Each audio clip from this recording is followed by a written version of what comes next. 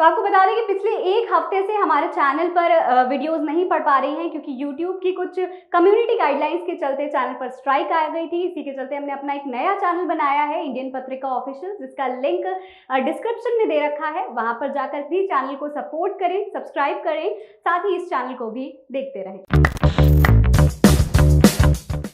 नमस्कार, अस्सलाम वालेकुम। मेरा नाम है नदीम खान और आप देखना शुरू कर चुके हैं देसी बातें सिर्फ इंडियन पत्रिका पर। बात करते हैं शाहरुख खान के बेटे आर्यन खान के ड्रग्स केस के मामले में। रोज रोज नए नए खुलासे होते जा रहे हैं। अब एक और खुलासा हुआ है। एक और जो गवाह था उसमें उसने भी बहुत बड़ा खुलासा किया है और साथ ही नवाब मलिक भी आज कुछ नए खुलासों के साथ हाजिर हुए हैं। तो चलिए बात करते हैं। बॉलीवुड मेगास्टार शाहरुख खान के बेटे आर्यन खान के मामले में महाराष्ट्र सरकार में मंत्री नवाब मलिक ने अब एक नया आरोप लगाया है। उन्होंने कहा है कि 1100 करोड़ के बैंक घोटाले के आरोपी बीजेपी के पूर्व युवा मोर्चा के अध्यक्ष मोहित कंबोज में और एनसीबी अधिकारी समीर वानखेड़े ने मिलकर आर्यन खान से वसूली में उसको फंसाया था। साथ ही एनसीबी के प्रवक्ता महाराष्ट्र सरकार में मंत्री नवाब मलिक ने रविवार को एक ट्वीट किया जिसमें उन्होंने यह दावा किया कि सैम डिसूजा का असली नाम सैनविले स्टैनली डिसूजा है। साथ ही नवाब मलिक ने डिसूजा और एनसीबी अधिकारी के बीच में जो बातचीत हुई थी फोन पर, उसका एक ऑडियो क्लिप भी शेयर किया है जो सोशल मीडिया पर अब खूब वायरल हो रहा है। महाराष्ट्र के कैबिनेट मंत्री नवाब मलिक ने ऑडियो क्लिप शेयर करते हुए अपने ट्वीट में लिखा कि सैनविले स्टैनली डिसूजा और एनसीबी अधिकारी वीवी सिंह के बीच हुई बातचीत आप भी सुने और देखें कि इस वीडियो में क्या क्या बातचीत हो रही है। जरा आप भी नजर डाल लीजिए। Hello, good evening sir. Sir Samuel बोल रहा सर। सैमुअल कौन? सर आपको नोटिस दिए थे ना घर पे। Samuel yes sir. ये बांद्रा में रहता है ना तू? हाँ सर, हाँ आपने नोटिस दिए थे ना। मैं था नहीं घर पे, अब मुझे मालूम पड़ा है सर। मुझे एक दिन और का मलिक द्वारा शेयर किए इस ऑडियो क्लिप में Samuel D'Souza, narcotics control bureau अधिकारी वीवी सिंह के बीच बातचीत हो रही है, ऐसा नवाब मलिक का कहना है। मलिक ने इस बात की पुष्टि के लिए नारकोटिक्स कंट्रोल ब्यूरो के एक सम्मन भी ट्वीट किया है जिसमें इस व्यक्ति को असली नाम से संबोधित किया गया था। बता दें कि एनसीबी ने सैनविले स्टैनली डिसूजा को नोटिस भेजा था। अब इसके बाद लगातार बहुत बड़े बड़े खुलासे नवाब मलिक ने किए हैं। मलिक ने आगे कहा कि एनसीबी द्वारा पहले से हिरासत में लिया गया ऋषभ सचदेवा और उसका साला है।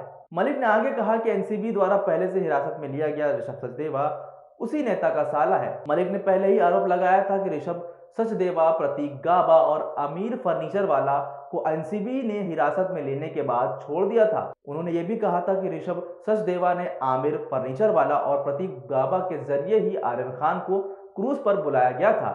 मलिक ने कहा कि मोहित कंबोज ने 1100 करोड़ के बैंक घोटाले का आरोपी है जो पिछली सरकार में कांग्रेस के नेताओं के साथ घूमता रहता था, उनके पीछे लगा रहता था। लेकिन जैसे ही सरकार बदली वो बीजेपी में शामिल हो गया और दिंडोशी विधानसभा से बीजेपी के टिकट पर चुनाव लड़ा। मलिक ने कहा कि चुनाव हारने के बाद मोहित को बीजेपी युवा मोर्चा का अध्यक्ष बना दिया गया था।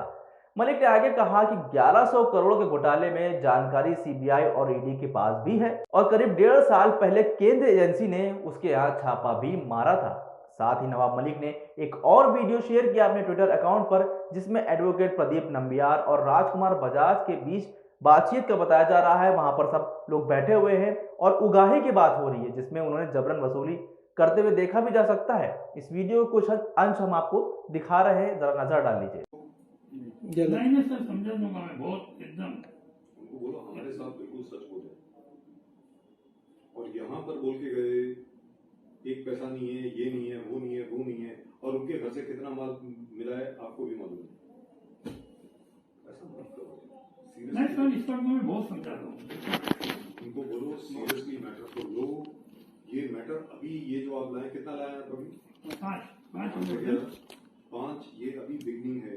इससे अभी प्रोसेस शुरू होगा, समझ गए?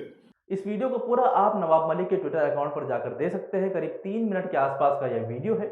आर्यन खान ड्रग्स केस में हर रोज नया मोड़ आ रहा है, रोज नए नए खुलासे हो रहे हैं।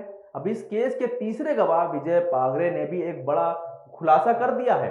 आर्यन खान ड्रग्स केस में विजय पागरे ने दावा किया है कि अभिनेता शाहरुख खान के बेटे आर्यन खान को इस मामले में जबरन फंसाया गया है और गलत तरीके से फंसाया गया है। गवाह ने पूरे घटनाक्रम को सिलसिलेवार तरीके से बताया और दावा किया कि आर्यन खान को फंसाने का पूरा गेम प्लान कैसे बनाया गया था। चलिए आपको बताते हैं कि विजय पागरे ने क्या कहा। गवाह विजय पागरे ने आरोप लगाया कि छापेमारी की कार्रवाई पूर्व नियोजित थी, यानी कि पहले से ही बना ली गई थी। गवाह ने आगे कहा कि मैंने सुनील पाटिल को 2018-19 में कुछ पैसे दिए थे काम के लिए और पिछले 6 महीने से मैं उस पैसे को वापस लेने के लिए उसके पीछे घूम रहा था। 7 सितंबर को हम लोग एक होटल के कमरे में मौजूद थे जहां सुनील पाटिल और भानुशाली से कहा कि एक बड़ा खेल हुआ है। पागरे ने कहा कि 3 अक्टूबर को भानुशाली ने मुझसे मुलाकात की और मुझे पैसे लेने के साथ ही चलने को भी कहा। जब मैं उनके साथ कार में था तब उन्हें ये कहते हुए सुना कि 25 करोड़ रुपए की बात थी, मगर 18 करोड़ में सौदा तय हो गया है और 50 लाख रुपए एक नकदी के तौर पर भी, यानी कि एडवांस पेमेंट भी ले लिया गया है। साथ ही एनसीबी कार्यालय जब पहुंचे जहां मैंने पूरा माहौल देखा। जब मैं वापस होटल पहुंचा तो मैंने टीवी पर खबर देखी कि शाहरुख खान का बेटा आर्यन खान पकड़ा गया। तब मुझे समझ में आया कि ये तो बहुत बड़ी गड़बड़ी है और आर्यन खान को फंसाया गया है। आर्यन खान ड्रग्स केस में एक और गवाह जिसने इतना बड़ा खुलासा किया है कि आर्यन खान को जबरन ड्रग्स केस में फंसाया गया है और सिर्फ इसलिए ताकि उससे वसूली की जा सके। वसूली करने का पूरा खुलासा इस गवाह ने भी कर दिया है। एक तरफ गवाहों का सामने आकर यह कहना कि आर्यन खान को जानबूझकर फंसाया गया है, तो दूसरी तरफ नवाब मलिक के बड़े बड़े खुलासे इस बात को दिन पर दिन पुख्ता करते जा रहे हैं कि इसके पीछे जरूर कोई बहुत बड़ी साजिश के तहत किया गया है। अब देखना होगा कि सब सामने आने के बाद अब आगे क्या, किस पर कौन सी कार्रवाई होनी है। फिलहाल इस मामले में अब 2 SIT टीमें बनाई गई हैं, एक केंद्र सरकार की तरफ से, दूसरी राज्य सरकार की तरफ से।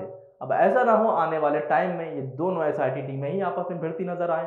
फिलहाल जो भी होगा, इस केस की अपडेट के लिए हमारे चैनल को सब्सक्राइब जरूर कर लीजिए, क्योंकि इस केस पर एक एक कड़ी को हम देख रहे हैं नजदीक से और आप तक पहुंचा रहे हैं। इसलिए इस खबर से जुड़ी सारी अपडेट के लिए इंडियन पत्रिका के चैनल को सब्सक्राइब जरूर कीजिए। साथ में नोटिफिकेशन का जो बेल आइकन है उसको जरूर ऑन कर दीजिए, ताकि जैसे ही हमारी वीडियो, हमारी खबर अपलोड हो आप तक नोटिफिकेशन पहुंच जाए।